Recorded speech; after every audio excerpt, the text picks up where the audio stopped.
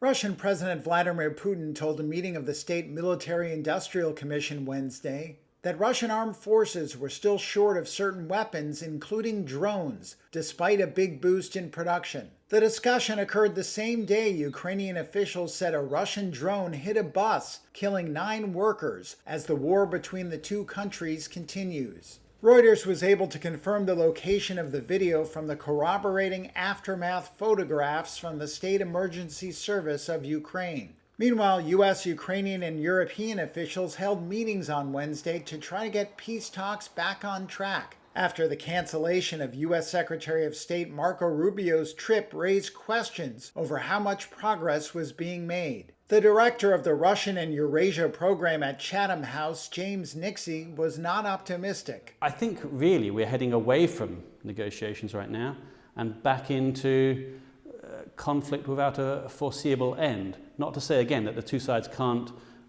go on forever, but they've both got more left in them, militarily speaking. U.S. President Donald Trump warned that Washington could walk away if there was no progress on a deal soon.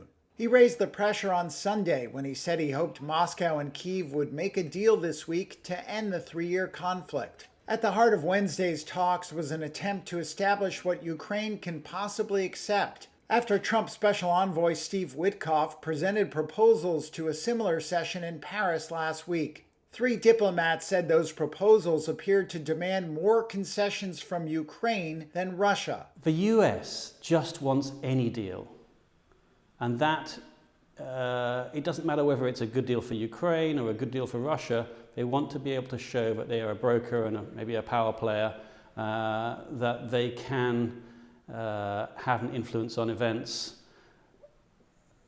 There's a real difference there, because for the Ukrainians, a bad deal is worse than no deal. Sources said Witkoff's proposals, which included recognizing Russia's annexation of Crimea and ruling out Ukraine's NATO membership, were unacceptable to Ukraine and other European nations.